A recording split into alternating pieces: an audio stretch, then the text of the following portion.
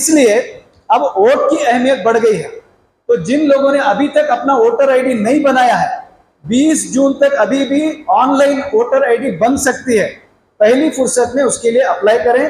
Voter ID बनाने के लिए पहली शर्त यह है कि आपको इंडियन होना है, दूसरा 18 साल से ऊपर आपकी उम्र होना है, फिर आप ऑर्डिनरी रेसिडेंट हो इंडिया के, और आप पर जो है कोई मुकदमात ना हो।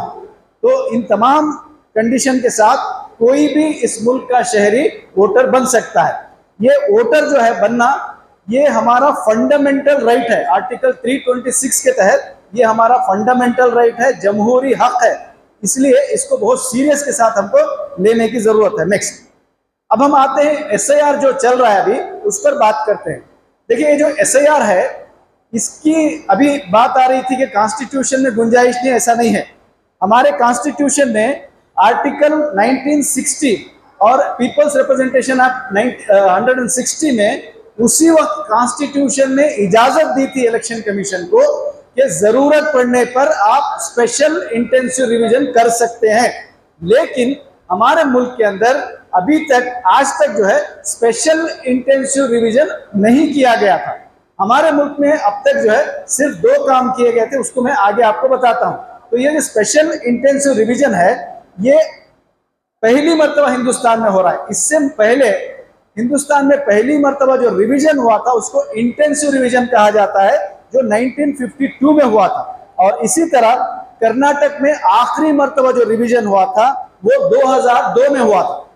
इसीलिए अब आपको 2002 की वोटर लिस्ट को देना पड़ रहा है। यानी आखिरी मर्तबा कर्नाटक में जो रिवीजन हुआ था वो 2002 में हुआ था। अब ये रिवीजन के 3 टाइप हैं। अब तक हिंदुस्तान में 2 टाइप होते थे, अब टोटल जो है 3 टाइप हैं। पहला होता है समरी रिवीजन। ये समरी रिवीजन हर साल इलेक्शन से पहले या फिर जनवरी और दिसंबर के बीच में इलेक्शन कमीशन अपने ऑफिसर्स को लेकर के वोटर लिस्ट को दुरुस्त करने का काम करता है। इसको हम कहते हैं समरी रिवीजन। इस पर हमारा किसी का कोई ऑब्जेक्शन नहीं है, क्योंकि ये जरूरी काम है। वोटर लिस्ट को दुरुस्त करना जरूरी काम है। ये समरी रिवीजन हमेशा होता आया है, इसलिए इस पर हमको किसी को ऑब्जेक्शन नहीं है। Next please. दूसरा जो है इंटेंसिव रिवीजन, जो अब तक हमारे मुल्क में होता आया है। इंटेंसिव रिवीजन का मतलब ये है, समरी रिवीजन में कोई ऑफिसर आपके घर पे नहीं आता है, लेकिन इंटेंसिव रिवीजन में BLO आपके घर पे आकर के कौन जिंदा है, कौन जो है डुप्लीकेट वोटर हैं, कौन शिफ्ट हो गए हैं, ये सारे मालूमात करके अपने वोटर लिस्ट को दुरुस्त करके लेकर जाता है। लेकिन यहाँ पर भी आज तक हमसे कोई डॉक्यूमेंट नहीं पूछा जाता था, हमसे कोई कागजात नहीं मांगे जाते थे। इसलिए इंटेंसिव रिवीजन पर भी हमारा कोई ऑब्जेक्शन नहीं है।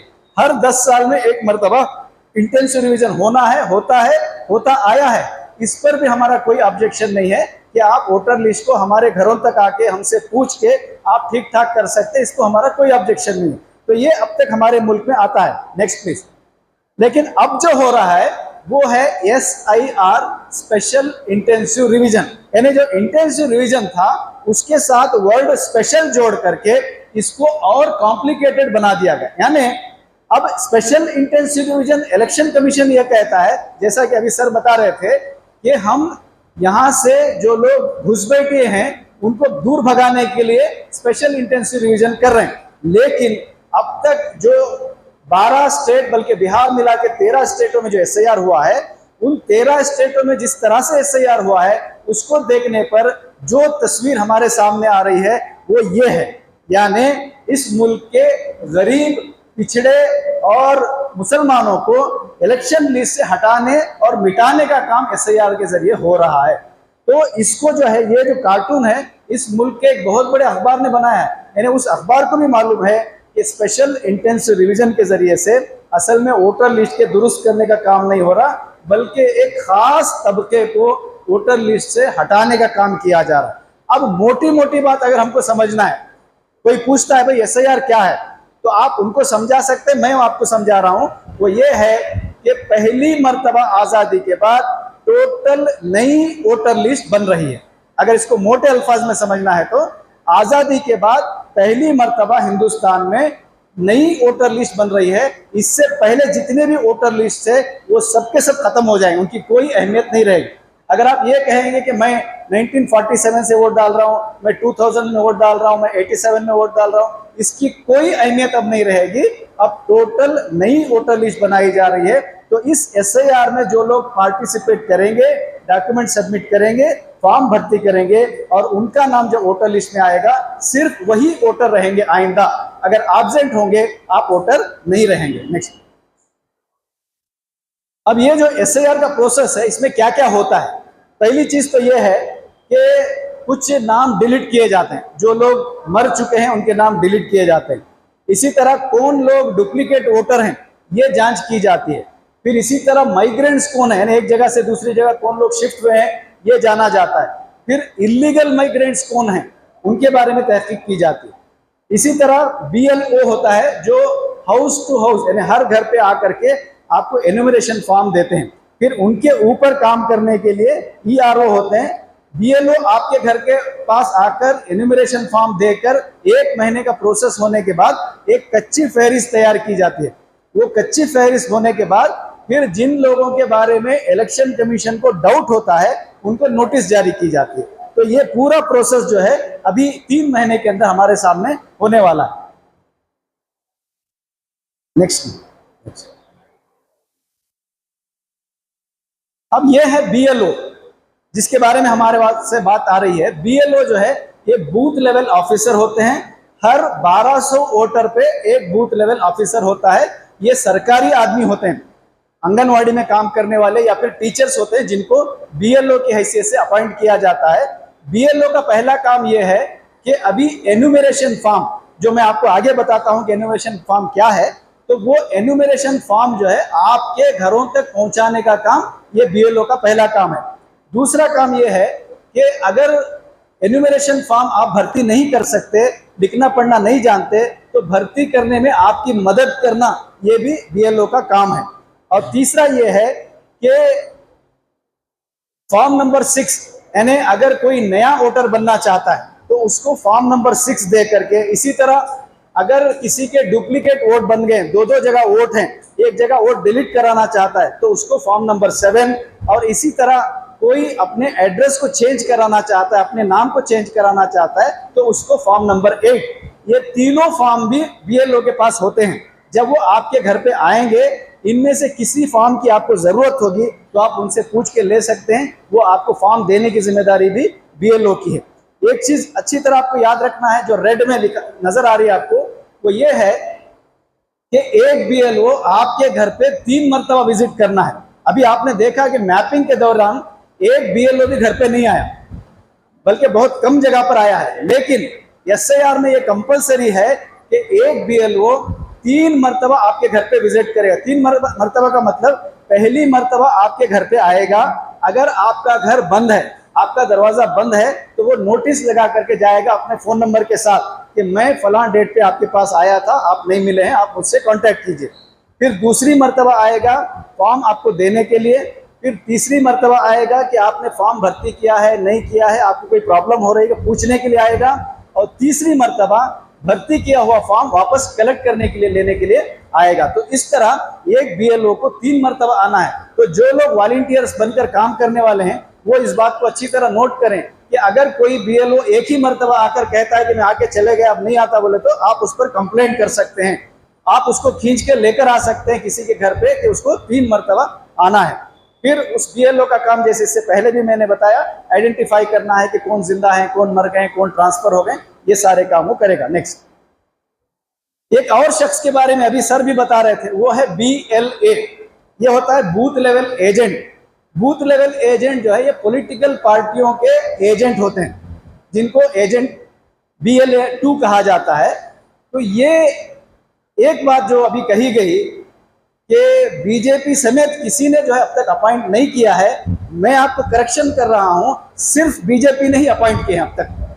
सबसे ज्यादा BLA से अब तक SIR शुरू होने से पहले से ही BJP ने अपॉइंट किए हैं। उन्होंने हर मोहल्ले में उनको स्टडी करने के लिए बताया है कि किसको डिलीट करना है, कौन सी जगह डुप्लीकेट ऐड करना है, और ये काम यहाँ के BLA कंटिन्यूस उनके काम कर रहे हैं। दूसरी पॉलिटिकल पार्टियों के BLA सोए हुए अभी तक अपॉइंट नहीं हुए हैं। रिसेंटली हमने मुलाकात की चीफ मिनिस्टर से, डिप्टी चीफ मिनिस्टर से मुलाकात करके इसकी अहमियत बताने के बाद अब जा करके कुछ BLAs को अपॉइंट किया जा रहा है, ट्रेन किया जा रहा है। वो उसमें हमको जाना नहीं, हमको इनके बारे में जान लेना है कि ये BLA हैं क्या और इनकी क्या ड्यूटी है और हम इनके साथ कैसे रहें।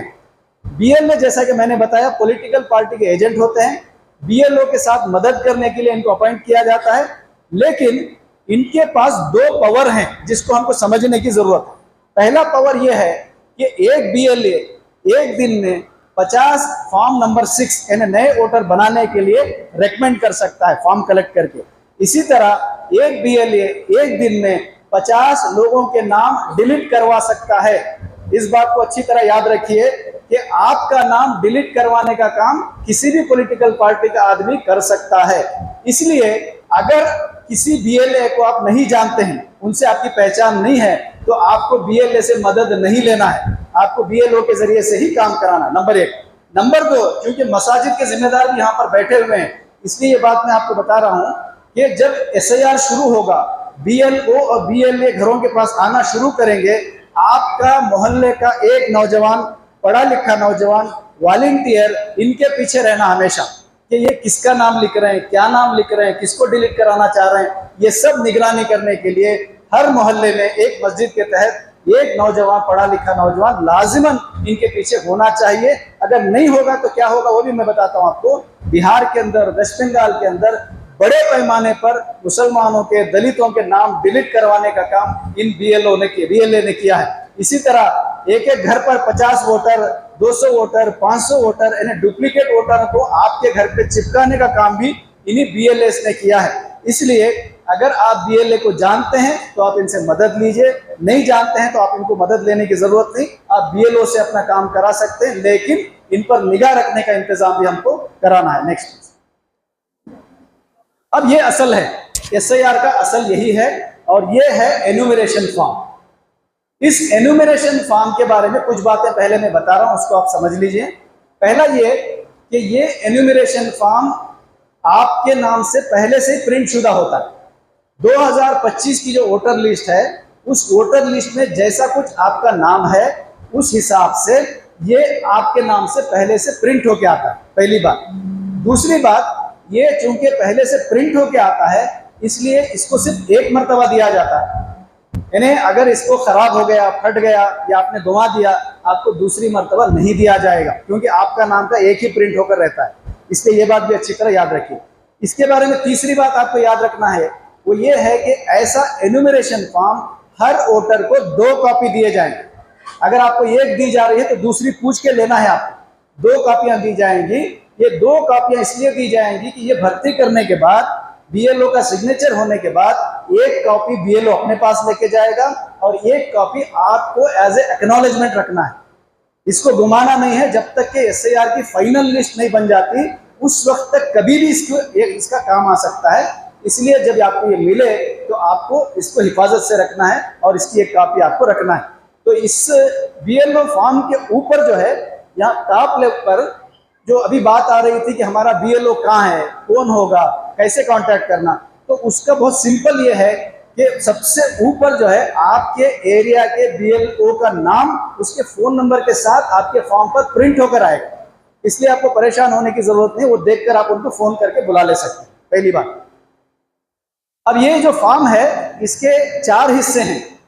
इन 4 हिस्सों में क्या क्या भर्ती करना है वो मैं आपको बताता हूँ। अभी जो नई खबर आई है, अब तक पूरे हिंदुस्तान में इस तरह का फॉर्म चला है, लेकिन कर्नाटक में जो है ये हिस्सा ऊपर जाने वाला है और ये हिस्सा नीचे आने वाला है, लेकिन चीजें वही रहेंगी, सिर्फ थोड़ा ऊपर नीचे हो रहा है। तो मैं इनको अलग अलग करके आपको समझाता हूं कि कौन से चीज में हमको क्या भर्ती करना है।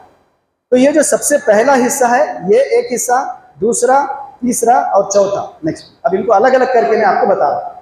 तो ये सबसे ऊपर वाला हिस्सा, टॉप वाला हिस्सा जिसको आपने देखा, इसमें जो है यहाँ पर आपका नाम पहले से प्रिंट होके आता है। जो वो नाम आपका वोटर आईडी में रहेगा वो नाम यहाँ पर प्रिंट होके आता है। वोटर आईडी में जो आपका एपिक नंबर रहेगा वो एपिक नंबर यहाँ पर प्रिंट होके आता है। और उसके बाद दूसरे खाने में आपका असेंबली कॉन्स्टिट्यूंसी, जहाँ आपने आखिरी मर्तबा वोट किया था, वो लिख के आता है।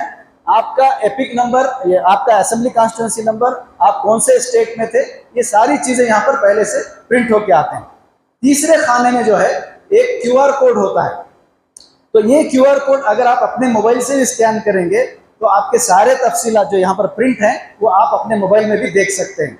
चौथे खाने में आपकी पुरानी तस्वीर लगी रहेगी, यानी इससे पहले के वोटर लिस्ट में जो आपकी फोटो है वो करके अपने डिस्ट्रिक्ट का नाम और अपने पोलिंग बूथ का नंबर आप डालेंगे तो आपको इस तरह का एक ये निकल करके आएगा। उसमें 2002 की लिस्ट ऐसे प्रिंट आप ले सकते हैं, उसका डाउनलोड भी कर सकते हैं। लेकिन अगर इससे भी आसान तरीके से आप लेना चाहते हैं तो जो BLOs अभी अपॉइंट किए गए हैं उनके पास भी ये लिस्ट अवेलेबल है। आप उनको ये बताना पड़ेगा कि आपने 2002 में कहाँ वोट किया था, वो बताएंगे तो BLO भी जो है आपको ये लिस्ट दे सकते हैं। नेक्स्ट, अब रही बात डॉक्यूमेंट्स की, तो जैसा कि मैंने आपको बताया, पहली चीज तो यह है कि आपको फॉर्म के साथ तो कोई डॉक्यूमेंट नहीं देना है, लेकिन डॉक्यूमेंट जो है नोटिस आने पर आपको देना पड़ता है। तो उसके लिए 3 कैटेगरी बनाई गई है कि कौन कौन क्या डॉक्यूमेंट देना पड़ेगा।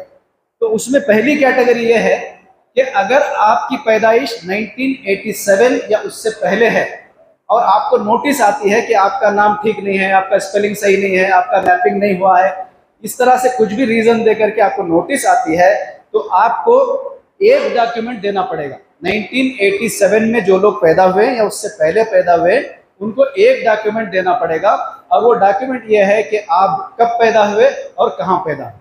मैं ये नहीं कह रहा हूँ कि बर्थ सर्टिफिकेट, कब पैदा हुए और कहाँ पैदा हुए, इसके लिए आपको एक डॉक्यूमेंट देना है। अगर आपकी पैदाइश 1987 और 2004 के बीच में हुई है तो आपको 2 डॉक्यूमेंट देना पड़ेगा, यानी आप कब पैदा हुए और कहाँ पैदा हुए, आपके वालिदैन में से कोई एक, आपके माँ या बाप कब पैदा हुए और कहाँ पैदा हुए। फिर इसी तरह अगर आपकी पैदाइश 2004 के बाद हुई है तो आपको 3 डॉक्यूमेंट देना है, आप कब पैदा हुए और कहाँ पैदा हुए, आपके वालिद और वालिदा ये लोग कब और कहाँ पैदा हुए। तो इसके लिए एक सपोर्टिव डॉक्यूमेंट आपको देने की जरूरत है। तो डॉक्यूमेंट देने की ये कैटेगरी है। इसका मतलब मैं मोटे अल्फाज में फिर समझा रहा हूँ आपको, अगर किसी की पैदाइश 1987 से पहले हुई है या उस वक्त हुई है और उनको नोटिस आई है तो उनको एक डॉक्यूमेंट देना है। जो 11 डॉक्यूमेंट इलेक्शन कमीशन ने बताए हैं उनमें से एक डॉक्यूमेंट, वो 11 डॉक्यूमेंट मैं आगे आपको बताने वाला हूँ, तो उनमें से सिर्फ एक डॉक्यूमेंट देना है। अगर किसी की पैदाइश 2004 के बीच में पैदा हुई, 1987 और 2004 के बीच में हुई है तो उनको 2 डॉक्यूमेंट देने पड़ेंगे, उसके लिए आगे मैं बता रहा हूँ। और तीसरा, अगर किसी की पैदाइश जो है 2004 के बाद हुई है तो उनको 3 डॉक्यूमेंट देने पड़ेंगे। नेक्स्ट, अब ये डॉक्यूमेंट है मेन है, इसको अच्छी तरह समझ लीजिए। जो लोग 1987 या उससे पहले पैदा हुए हैं वो जरूरी नहीं है, कंपलसरी नहीं है कि बर्थ सर्टिफिकेट ही देना है, वो उसकी जगह पर ये डॉक्यूमेंट दे सकते हैं। जैसे अगर आप गवर्नमेंट सर्वेंट हैं तो आप अपना पेंशन ऑर्डर दे सकते हैं, पेंशन ऑर्डर की कॉपी जो है दे सकते हैं एज ए डॉक्यूमेंट। फिर इसी तरह सेंट्रल गवर्नमेंट और स्टेट गवर्नमेंट की जानिब से इशू किया जाने वाला कोई भी डॉक्यूमेंट आप दे सकते हैं। और इसके अलावा कोई भी सर्टिफिकेट, कोई भी डिग्री सर्टिफिकेट, कोई भी डॉक्यूमेंट, कोई भी आइडेंटिटी कार्ड जो आपको 1987 में दिया गया है गवर्नमेंट की जानिब से, वो आप दे सकते हैं। इसके अलावा 1987 में अगर आपने बैंक अकाउंट ओपन किया था तो उसकी पासबुक दे सकते हैं। 1987 में आपने पोस्ट ऑफिस अकाउंट ओपन किया था उसकी पासबुक दे सकते हैं। 1987 में आपने LIC करवाया था उसकी कॉपी दे सकते हैं। 1987 की एजुकेशन की सर्टिफिकेट आप दे सकते हैं। इतनी चीजें आप दे सकते हैं। बर्थ सर्टिफिकेट ही कंपलसरी नहीं है, अगर है दे रहे हैं तो अच्छी बात है, नहीं है तो इनमें से कोई भी चीज आप एज ए सपोर्टिव डॉक्यूमेंट दे सकते हैं। Next please. उसके बाद है बर्थ सर्टिफिकेट, यानी 2004 उसके बाद जो भी पैदा हुए, अगर आपके पास बर्थ सर्टिफिकेट है उसकी कॉपी आप दे सकते हैं। उसके अलावा अगर आपके पास पासपोर्ट है तो पासपोर्ट की कॉपी आप दे सकते हैं। अगर पासपोर्ट एक्सपायर हो गया है, 2-3 महीने हो गए हैं, तब भी जो है एक्सेप्ट किया जाएगा। इसके अलावा आपके 10th का मार्क्स कार्ड जो स्टेट गवर्नमेंट की जानिब से, CBSE बोर्ड की जानिब से, SCSE बोर्ड की जानिब से दिया जाता है, उस का 10th का मार्क्स कार्ड भी जो है आप डॉक्यूमेंट के तौर पे दे सकते हैं। एक परमानेंट रेसिडेंशियल सर्टिफिकेट जो है आपको बनाकर दिया जाता है गवर्नमेंट की जानिब से, उसकी कॉपी भी आप दे सकते हैं। Next please. इसके अलावा फॉरेस्ट राइट सर्टिफिकेट है, ये जो लोग जंगल में रहते हैं उनके लिए, आदिवासियों के लिए है। यहाँ पर SC ST OBC और कैस्ट सर्टिफिकेट, इनमें से भी कोई चीज अगर आपके पास है वो भी आप दे सकते हैं। ये NRC सर्टिफिकेट है, ये असम के लिए हमारे लिए काम नहीं आती है। इसके अलावा फैमिली रजिस्टर्ड जो गवर्नमेंट की जानिब से बनाया जाता है, फैमिली ट्री जिसको कहते हैं, वंश वृक्ष, उसकी कॉपी भी आप दे सकते हैं। वो भी नहीं है, कोई भी लैंड डॉक्यूमेंट, जमीन के कागजात जो आपके नाम से हैं, वो जमीन के कागजात भी एज ए डॉक्यूमेंट आप दे सकते हैं। आखिरी में जो चीज बताई गई है वो है आधार। आधार कार्ड के बारे में यह है कि वो सुप्रीम कोर्ट में डिस्कशन के बाद अब सिटीजनशिप का प्रमाण नहीं है, इसलिए आधार कार्ड को एक तरह से एक्सेप्ट नहीं किया जा रहा है। आधार कार्ड अगर आप दे भी रहे हैं तो उसके साथ सपोर्टिव एक और डॉक्यूमेंट देना पड़ेगा। इसके अलावा बाकी जितने भी मैंने डॉक्यूमेंट बताए उनकी सिर्फ एक ही कॉपी आपको देना है, और ये कॉपीज जो है आपको सिर्फ जो है नोटिस आने पे देना है। तो अब नोटिस किसको आ सकती है, कब आ सकती है? पहली चीज ये है कि अगर आपने मैपिंग नहीं करवाई है या फिर आपने रॉन्ग मैपिंग आपकी हुई है, आपको नोटिस आएगी। दूसरा जो है 2025 और 2002 में आपका वो नाम मैच नहीं हो रहा है तो आपको नोटिस आएगी। तीसरा जो है 2002 में आप वोटर थे लेकिन अभी वोटर लिस्ट में आपका नाम नहीं मिल रहा है, उस सूरत में भी आपको नोटिस आएगी। चौथा जो है, इसके अंदर 4-5 चीजें हैं। वो नई चीज है जो पहली मर्तबा वेस्ट बंगाल में लाई गई थी और उसके बाद अब कर्नाटक में उसको इम्प्लीमेंट किया जा रहा है, उसको कहते हैं लॉजिकल डिस्क्रिपेंसीज। तो इसमें क्या क्या है कि अगर आपके नाम में स्पेलिंग मिस्टेक है, 2002 में स्पेलिंग मिस्टेक है, 2025 में सही है, तो आपको नोटिस आए। या फिर 2002 में आपके नाम के साथ सरनेम था, 2025 में छूट गया है, आपको नोटिस आएगी। इसी तरह माँ और बच्चे या बाप और बच्चे के दरमियान 15 साल से कम का अगर गैप है तब भी आपको नोटिस आएगी डाउटफुल वोटर के नाम पे। फिर इसी तरह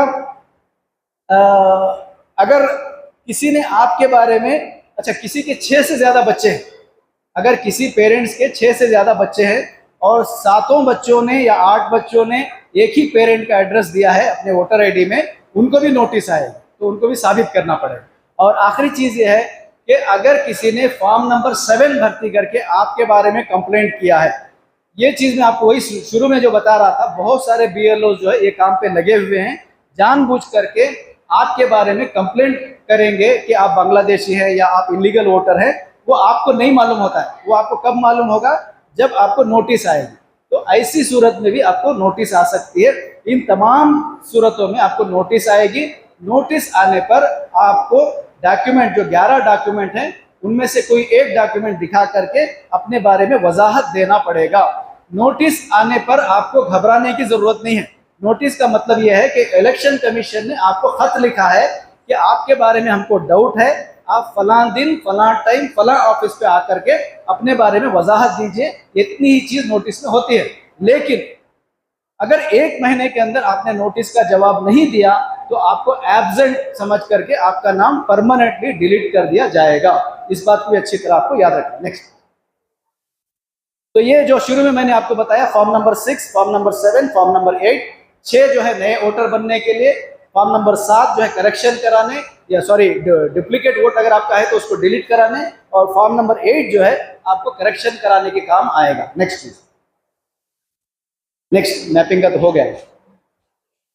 तो ये कुछ चीजें हैं जिन्हें आपका विधान सौदा का नंबर वोटर लिस्ट में यहाँ पर होता है, आपका पार्ट नंबर यहाँ होता है, ये हमारा वोटर आईडी है, इसको हम एपिक नंबर कहते हैं जिसका जिक्र मैंने किया।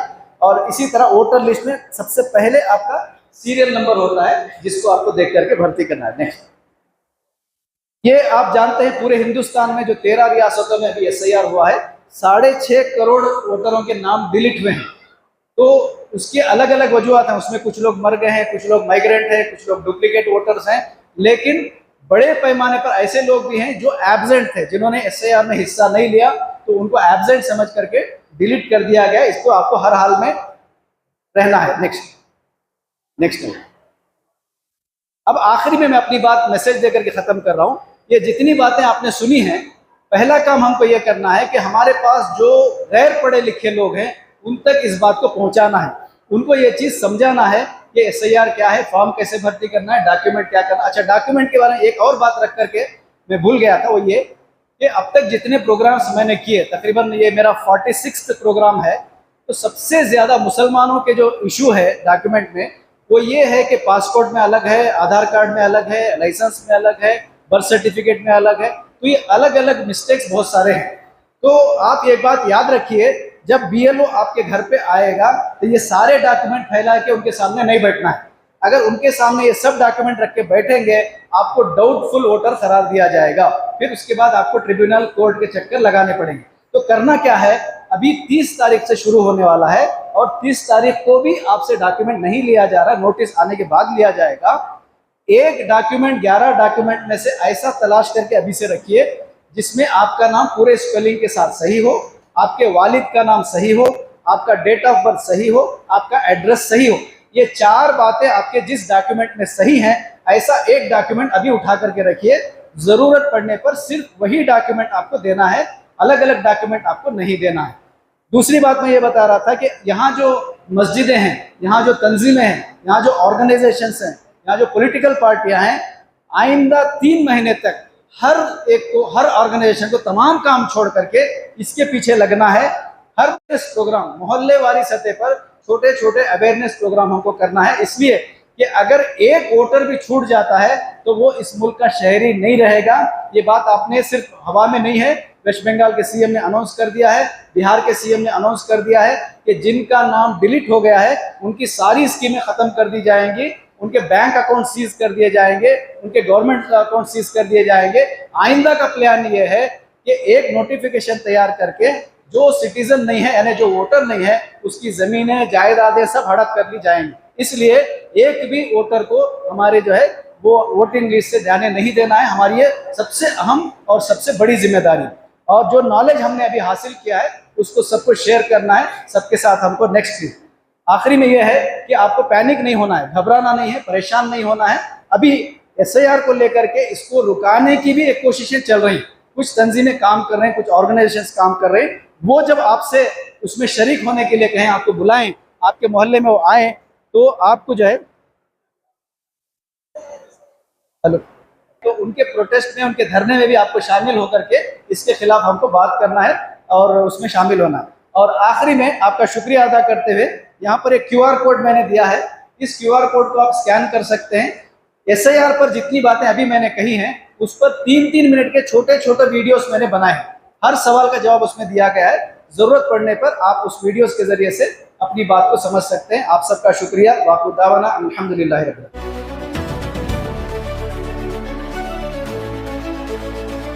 ನೈಜ ಸುದ್ದಿಗಾಗಿ ನಿರಂತರವಾಗಿ ನೋಡ್ತಾ ಇರಿ ಕರ್ನಾಟಕ ಪವರ್ ಟಿವಿ ನ್ಯೂಸ್. ನೀವು ಇನ್ನ ನಮ್ಮ ಚಾನೆಲ್ ಸಬ್ಸ್ಕ್ರೈಬ್ ಮಾಡಿಲ್ಲ ಅಂದ್ರೆ ಕೂಡಲೇ ಸಬ್ಸ್ಕ್ರೈಬ್ ಮಾಡಿ, ಲೈಕ್ ಮಾಡಿ, ಕಮೆಂಟ್ ಮಾಡಿ ಮತ್ತು ಶೇರ್ ಮಾಡಿ.